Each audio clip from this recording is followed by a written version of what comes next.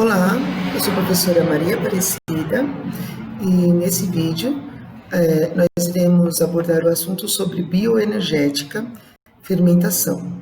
Essa é uma aula para as turmas do primeiro ano A, primeiro ano B e primeiro ano C do ensino médio, de biologia. Bom, pessoal, para essa aula vocês vão utilizar o livro-texto, o capítulo 14, a partir da página 114. Pessoal, eu peço que vocês leiam um livro-texto, sempre leiam um livro-texto. Bom, então, na página 114, o título nos diz assim: Bioenergética 1, fermentação e respiração. Então, ele está falando metabolismo e atividade celular. Primeiro, nós precisamos entender o que são reações químicas endergônicas e o que são reações químicas exergônicas. As reações químicas endergônicas são aquelas reações que absorvem energia. E as reações químicas exergônicas são aquelas que liberam energia. Então, aqui nós vamos ver, por exemplo, a fermentação celular e a respiração celular, que são processos exergônicos, são reações químicas exergônicas que liberam energia. Só que esse tipo de reações químicas, né? Essas reações químicas fazem parte do metabolismo catabólico. Então, nós temos o metabolismo anabólico ou anabolismo, que está relacionado à construção, ou seja, o anabolismo está relacionado à construção de matéria. E no catabolismo, é o metabolismo que está relacionado com a produção ou obtenção, melhor, de energia. Então, nós podemos dizer que a respiração celular e a fermentação são processos catabólicos, porque eles estão relacionados com a energia. Pessoal, na página 115, deem uma olhada nesse desenho que está aí na página 115. Esse desenho aqui, que está aí no slide de vocês, esse desenho é como se obtém energia através de substâncias orgânicas.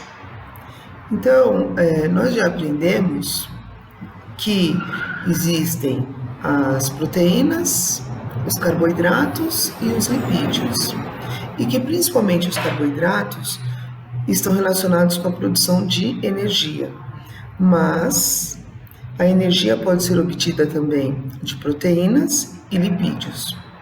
Então, se vocês derem uma olhadinha nessa página 115, vocês têm lá proteínas, ADP e ATP, polissacarídeos, que vocês lembram que são os carboidratos, ADP e ATP, e lipídios, ADP e ATP.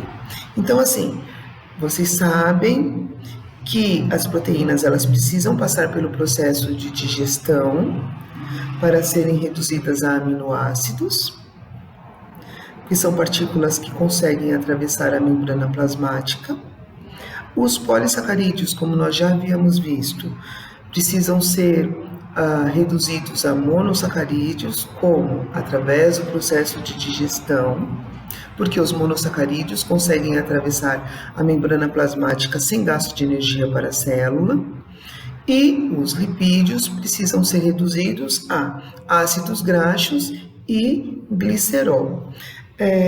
Aí no desenho vocês têm etapa 2. Na etapa 2, o que vai acontecer com as proteínas, esses polissacarídeos e lipídios que já foram reduzidos, ou seja, aminoácidos, monossacarídeos, ácidos graxos e glicerol. Eles vão passar por um processo e vão ser transformados, ou seja, esse processo é uma reação química, e vão ser transformados em ácido pirúvico. Esse ácido pirúvico vai passar por um processo dentro das mitocôndrias chamado de ciclo de Krebs. Então, novamente, a etapa 2 acontece no citoplasma. Já o ciclo de Krebs acontece dentro das mitocôndrias. O ciclo de Krebs, ele vai resultar na produção de água e gás carbônico e a liberação de energia. Os aminoácidos que passarem pelo ciclo de Krebs vão produzir também amônia.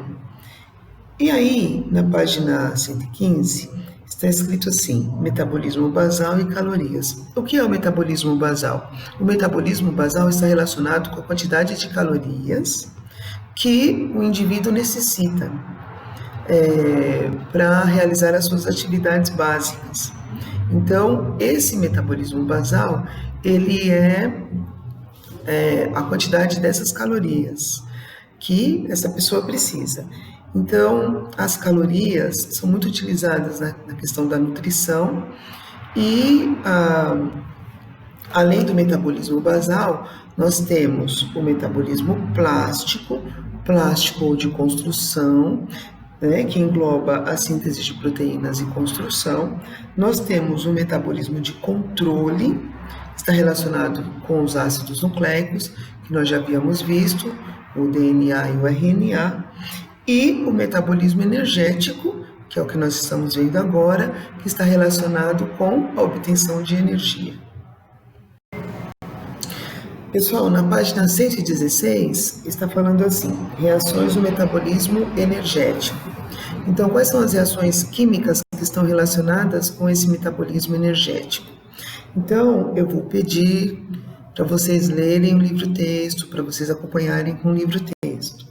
Então, assim, essas vias metabólicas energéticas transferem energia de compostos orgânicos, que nós já vimos, que são proteínas, carboidratos e lipídios, para a atividade celular.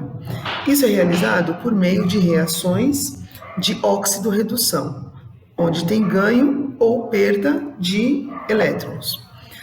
Nas células, esse processo ocorre por ganho ou perda de hidrogênio. Os aceptores de hidrogênio são substâncias que participam dessas reações e incluem o NAD, nicotinamida, adenina dinucleotídeo, e o FAD, flavina adenina dinucleotídeo. Esses dois compostos são transportadores, de elétrons e íons de hidrogênio, liberados em reações celulares, conduzidos para outras partes da célula e fornecidos a outras moléculas com liberação de energia. Então, quando você tem um NAD, que ele se liga a um hidrogênio, mais os elétrons, ele vai formar o NADH2. E o FAD, mais dois átomos de hidrogênio e dois elétrons, ele vai formar o FADH2. Então, os processos de liberação de energia necessitam de uma molécula com a capacidade de transferir energia química para o uso imediato. Essa molécula se chama ATP, ou adenosina trifosfato ou trifosfato de adenosina. Então, quando esse nucleotídeo, que ele é formado por uma adenina, que é uma base nitrogenada, que nós já vimos, uma ribose, que é um tipo de monossacarídeo com 5 carbonos, ou seja, é um tipo de pentose, e 3 fosfatos. Fosfatos, vocês lembram, é um tipo de sal. Então, quando o ATP ele perde um fosfato, ele forma o ADP. E essa reação, esse tipo de reação, dessa ligação de fosfato, libera 8 quilocalorias por mol de energia. Então, o ATP pode ser transformado em ADP, adenosina difosfato, porque houve a quebra, a liberação de um fosfato. Então, quando ocorre essa quebra, há liberação de energia. E o ADP pode ainda se transformar em AMP, adenosina monofosfato. Então, sempre que há quebra ou liberação desse fosfato, a liberação de energia, assim que a célula obtém energia para suas atividades.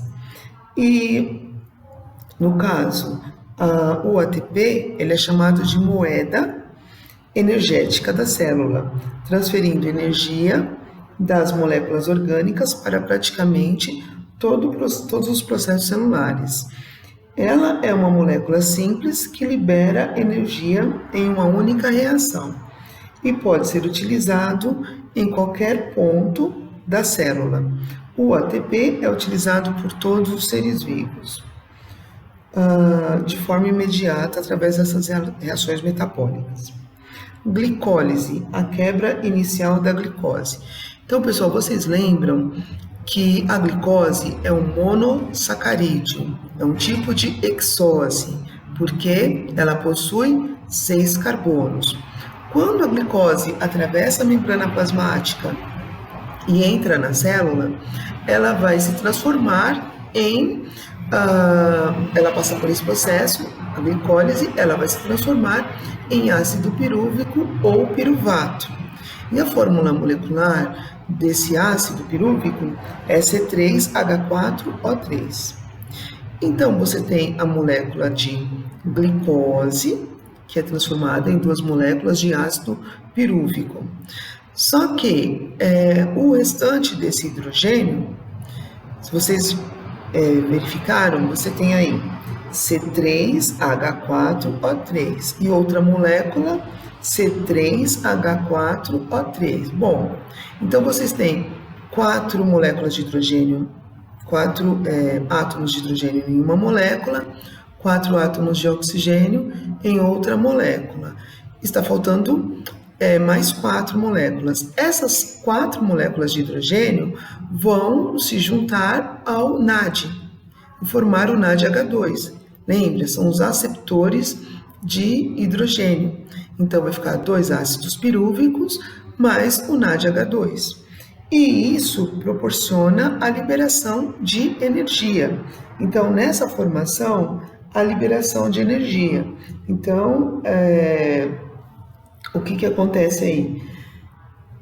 Vai ocorrer essa liberação de energia que permite a produção do ATP.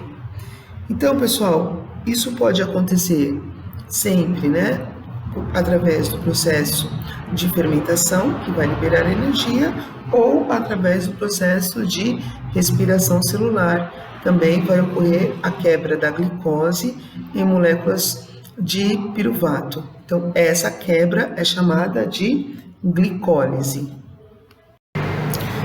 Na página 117, está escrito assim: fermentação, continuação da glicólise por via anaeróbica. Então, via anaeróbica, vocês já sabem que é sem oxigênio.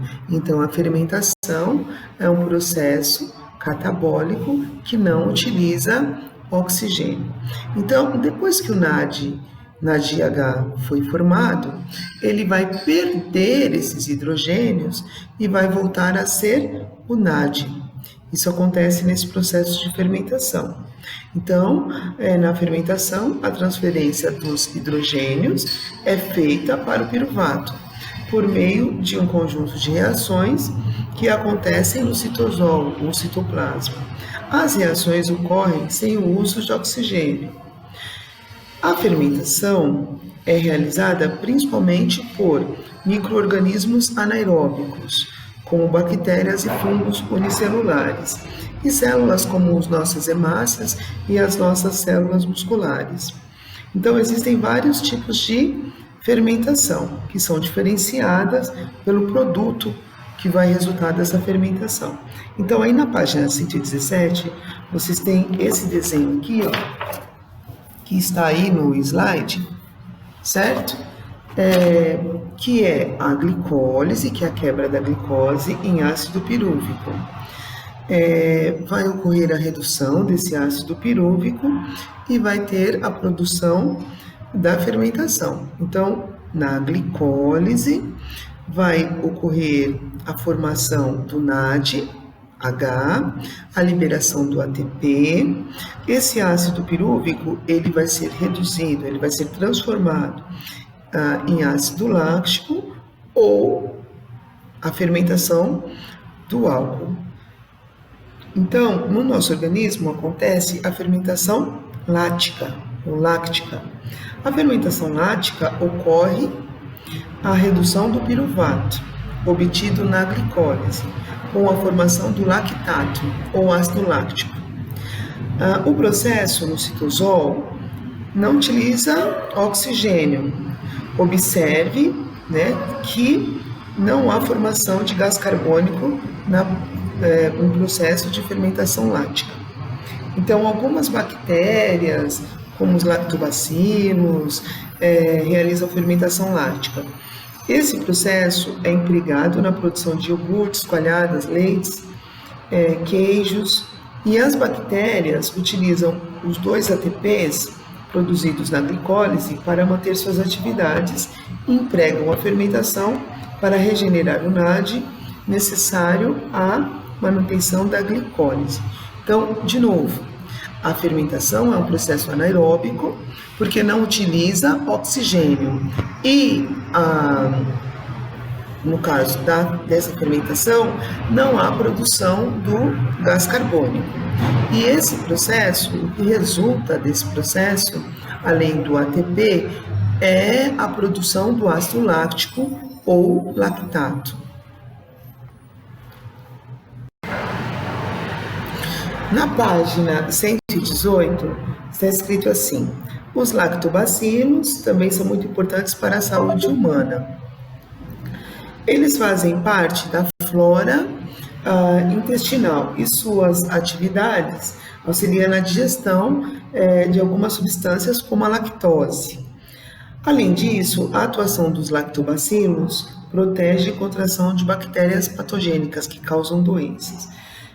Algumas células humanas também realizam a fermentação láctica, como as hemácias adultas, que não possuem mais mitocôndrias.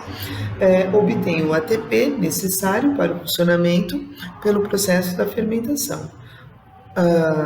O piruvato formado reage com o NADH, formando o lactato e o NAD, e as células musculares também realizam a fermentação láctica em processos anaeróbicos, como exercícios de velocidade. Então, quando nós fazemos uma corrida, por exemplo, uma atividade aeróbica, quando nós realizamos uma corrida ou andamos de bicicleta, que são essas atividades aeróbicas, o que pode acontecer? As nossas células musculares vão fazer a fermentação para aumentar a energia e vai haver a liberação desse ácido láctico ou lactato. E eu sei que vocês já ouviram falar bastante sobre esse Yakult, por exemplo, que é um tipo de leite fermentado, e essas bactérias, os lactobacilos, é que fermentam esse leite. E está escrito aí, para saber mais, lactato e glicogênio. Pessoal, olha que legal essa parte. Esse ácido láctico que foi produzido durante a respiração, por exemplo, durante uma corrida, é conduzido pela circulação até o fígado. Nesse órgão, ele é utilizado em um conjunto de reações que possibilitam a formação de moléculas de glicose. A glicose pode ser armazenada na forma de glicogênio ou enviada de volta para os músculos por via sanguínea. Então, olha só, esse lactato que foi produzido, ele pode ser transformado em glicose e pode ser transformado em glicogênio. Vocês lembram sobre glicogênio, né? Que é um tipo de polissacarídeo animal. E, no caso, esse lactato, né? Ele vai ser armazenado, pode ser armazenado na forma de glicogênio no fígado, certo? Bom, fermentação alcoólica. Fermentação alcoólica é realizada por fungos unicelulares, as leveduras, algumas bactérias e células vegetais. Por exemplo, os fungos como o Saccharomyces cerevisiae, ele está presente, por exemplo, na cerveja, que é uma bebida alcoólica fermentada. O processo envolve duas etapas. Inicialmente, o piruvato sofre uma descarboxilação, isso é, ele perde moléculas de gás carbônico e transforma-se em acetaldeído, que é o C2H4O, e recebe os hidrogênios do NADH, formando o etanol. Então, de novo, você tem o piruvato, ele vai passar por uma reação química chamada de descarboxilação. O que é isso? Ele vai perder moléculas de gás carbônico, que vão ser transformados, né? Então, com esse processo de descarboxilação, o piruvato vai ser transformado em acetaldeído. Esse acetaldeído, ele vai receber hidrogênios e vai se transformar no álcool, no etanol. Então, a fermentação alcoólica realizada pelas leveduras tem grande importância econômica. Ela é utilizada na produção do álcool, combustível, e na fabricação de bebidas alcoólicas e no processo de panificação. Então, quando a gente faz um pão, uma massa de pizza, por exemplo, nós vamos utilizar o fermento biológico. Então, biológico porque bio é vida, vocês lembram? Que nesse fermento tem a presença de fungos. Por isso que ele é chamado de biológico. Os fungos que são responsáveis pela fermentação alcoólica. Então, o gás carbônico liberado desse processo da descarboxilação faz a massa crescer, a liberação de álcool, o álcool evapora durante... quando você está assando o pão, esse álcool acaba evaporando durante esse processo.